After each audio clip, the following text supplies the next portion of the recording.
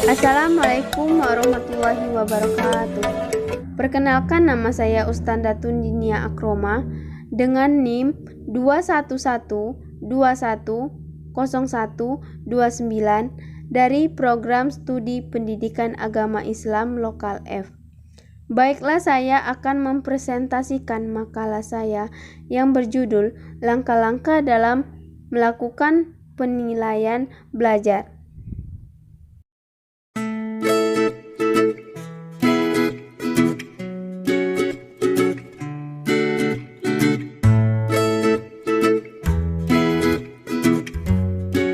Materi pertama yaitu mengenai hakikat evaluasi atau penilaian, yang dimana secara etimologi evaluasi berasal dari bahasa Inggris yaitu evaluation dari akar kata value yang berarti nilai atau harga.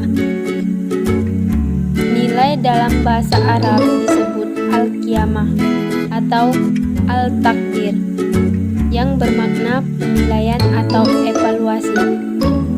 Sedangkan secara harfiah, evaluasi pendidikan dalam bahasa Arab sering disebut dengan al-takdir, al-tarbiyah yang diartikan sebagai penilaian dalam bidang pendidikan atau penilaian mengenai hal yang berkaitan dengan kegiatan pendidikan.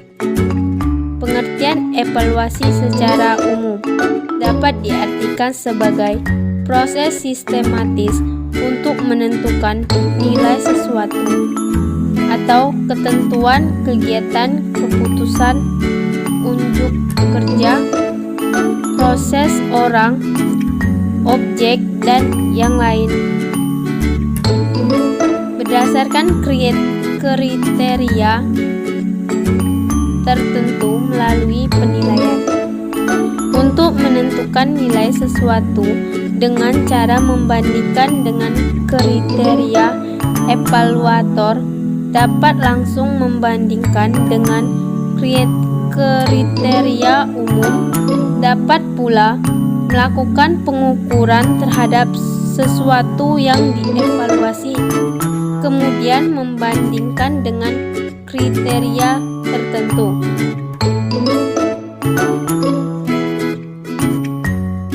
Selanjutnya, tujuan dan fungsi penilaian. 1. Tujuan evaluasi. Tujuan penilaian atau evaluasi dalam proses pembelajaran meliputi 1. Mengambil keputusan tentang hasil belajar. 2. Memahami siswa. 3. Memperbaiki dan mengembangkan program pengajaran. 2. Fungsi evaluasi. Terdapat 4 jenis dalam fungsi evaluasi. Yang pertama, penilaian yang berfungsi selektif. Adapun tujuan penilaian yang berfungsi selektif ini yaitu 1.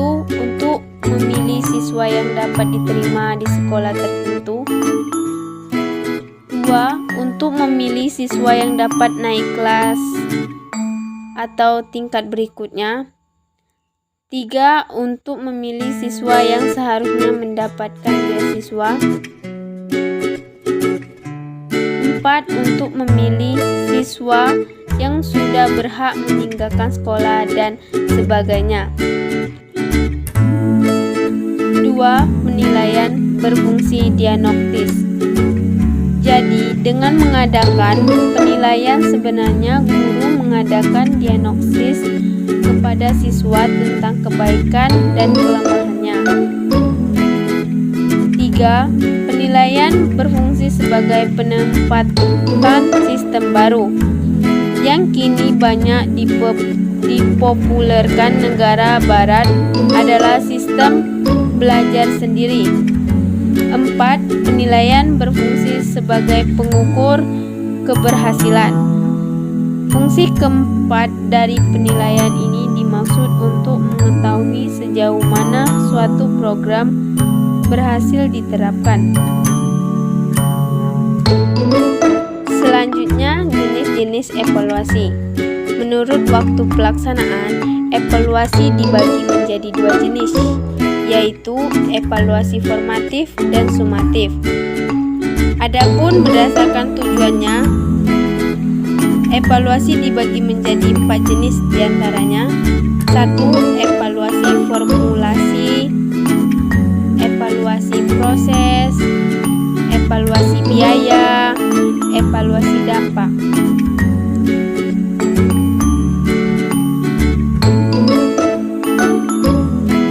Kemudian jenis evaluasi berdasarkan lingkup kegiatan. Ada evaluasi program pembelajaran, evaluasi proses pembelajaran, evaluasi hasil pembelajaran. Selanjutnya, langkah-langkah dan prinsip penilaian belajar. Langkah-langkah penilaian belajar. 1. Menentukan tujuan penilaian. 2. Penyusunan kisi-kisi. 3. Penyusunan indikator pencapaian. Selanjutnya, prinsip-prinsip penilaian belajar. 1. Berorientasi pada pencapaian kompetensi. Penilaian yang Anda lakukan harus berfungsi untuk mengukur ketercapaian siswa dalam pencapaian kompetensi seperti yang telah ditetapkan dalam kurikulum. 2. Valid atau mengukur apa yang seharusnya diukur. Penilaian yang Anda lakukan harus dapat mengukur apa yang seharusnya diukur. 3. Adil. Penilaian yang Anda lakukan harus adil untuk seluruh siswa. 4. Objektif. Dalam penilaian hasil belajar, siswa harus dapat menjaga objektivitas proses dan hasil penilaian. 5. Berkesinambungan. Penilaian yang Anda lakukan harus terencana, bertahap, teratur, terus-menerus, dan berkesinambungan untuk memperoleh informasi hasil belajar dan perkembangan belajar siswa. 6. Prinsip menyeluruh dalam penilaian mengandung arti bahwa penilaian yang Anda lakukan harus mampu menilai keseluruhan kompetensi yang terdapat dalam kurikulum yang mungkin meliputi ranah kognitif, afektif, dan psikomotor. Macam-macam alat penilaian belajar. Alat penilaian dapat dibedakan menjadi tes dan non-tes. Adapun yang pertama, tes kemampuan awal. Yang kedua, tes diagnostik. Yang ketiga, tes formatif. Kesimpulannya adalah, dari serangkaian uraian di atas, penulis dapat menyimpulkan bahwa salah satu upaya dalam meningkatkan kualitas proses dan hasil belajar sebagai bagian dari meningkatkan kualitas pendidikan dapat dilakukan melalui sistem penilaian. Penilaian kelas digunakan untuk dapat menentukan suatu nilai atau harga suatu objek dengan menggunakan ukur atau kriteria. Dan ada beberapa alat penilaian, diantaranya adalah tes dan no-tes. Pemilihan metode ini juga mempengaruhi bagaimana dalam memberikan skor kepada siswa.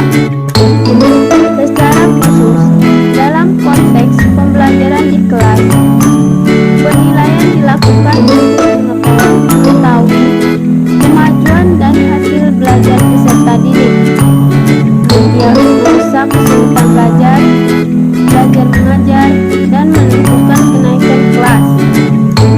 Melalui penilaian dapat diperoleh informasi yang akurat tentang penyelenggaraan pembelajaran dan keberhasilan belajar peserta didik, guru, serta proses pembelajaran itu sendiri. Berdasarkan informasi itu, dapat dibuat keputusan keputusan tentang pembelajaran, kesulitan peserta didik, dan upaya pembimbingan yang diperlakukan serta keberadaan kurikulum itu sendiri.